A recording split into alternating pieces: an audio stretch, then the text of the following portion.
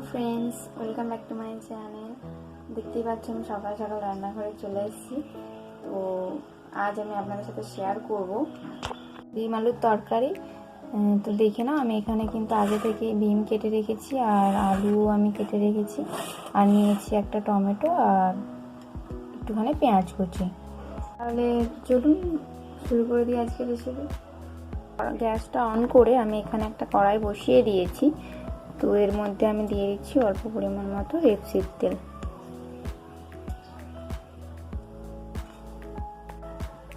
তেলটা আমার গরম হয়ে গেছে, এর মধ্যে আমি দিয়ে দেবো বিনসগুলো।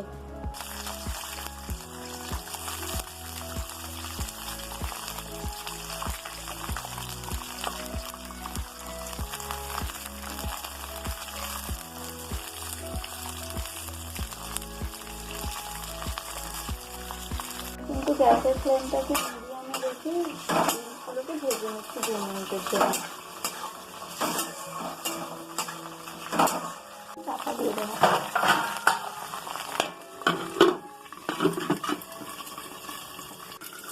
পর ফিরে আসলাম।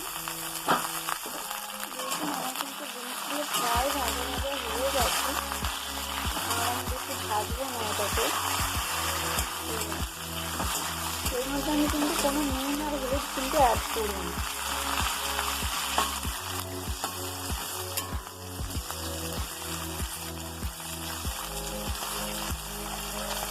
এবার একই তেলেই আমি কিন্তু একটু গোটা জিরে দিয়েছি।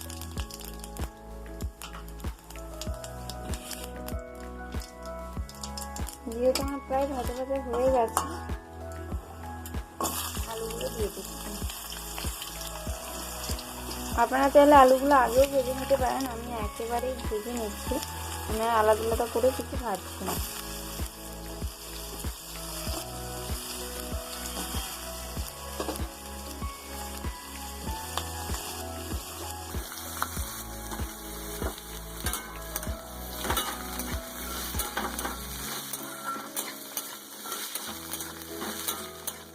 আলুগুলোকেও কিন্তু আমি 2 থেকে 3 মিনিটের মতো ভেজে নেব। আমার আলুগুলো প্রায় ভাজা ভাজা হয়ে গেছে। এবার আমি এর মধ্যে দিয়ে দেবো পেঁয়াজ।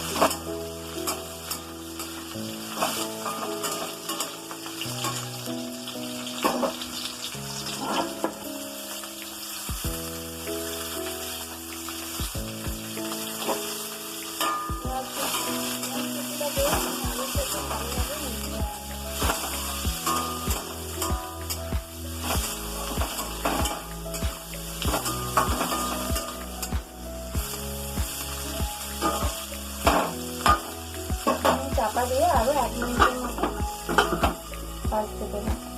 এবার আমি এখানে একটা আদা নিয়েছি, আদাটাকে আমি এটার মধ্যে গ্রেট করে নিচ্ছি। তোমরা চাইলে কিন্তু আদাটাকে বেটেও নিতে পারো। গ্রেট করে রাখা আদাটা আমি এটার মধ্যে দিয়ে দিচ্ছি।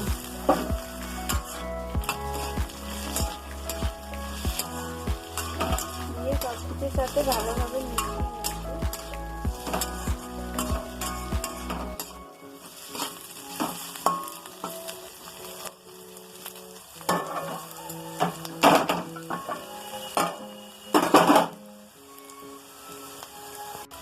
এইবার আমি এর মধ্যে দিয়ে দেবো 1 চামচের মতো লঙ্কা গুঁড়ো, 1 চামচের মতো হলুদ গুঁড়ো। আমি কিন্তু আগে কোনো হলুদ অ্যাড করিনি।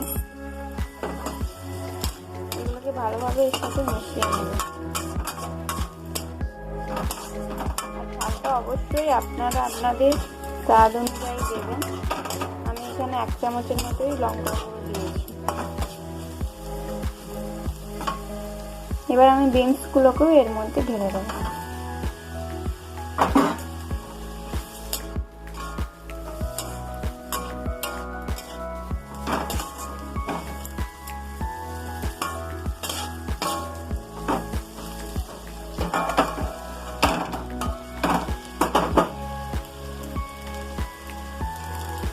সবকিছুর সাথে আমি ভালোভাবে মিশিয়ে নেওয়ার পর আমি এর মধ্যে দিয়ে দিচ্ছি জল।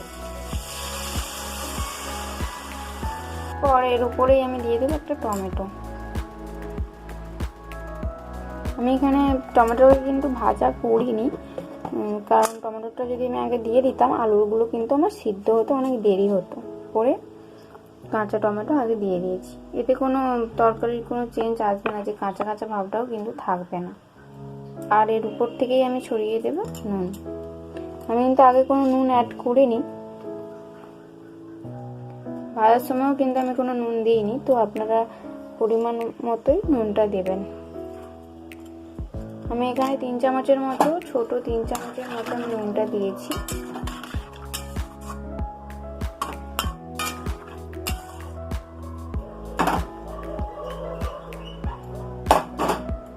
এবার আমি চাপা দিয়ে দেবো। হাই ফ্লেমে এটাকে হতে দেবো 5 মিনিট। 5 মিনিট পর ফিরে আসলাম। দেখতেই পাচ্ছেন আমার কিন্তু জলটা একেবারেই শুকিয়ে গেছে, আর টমেটোটাও কিন্তু আমার একেবারে গলে গেছে। দেখুন, এটা অবশ্যই আপনারা এখানে চেক করে নেবেন।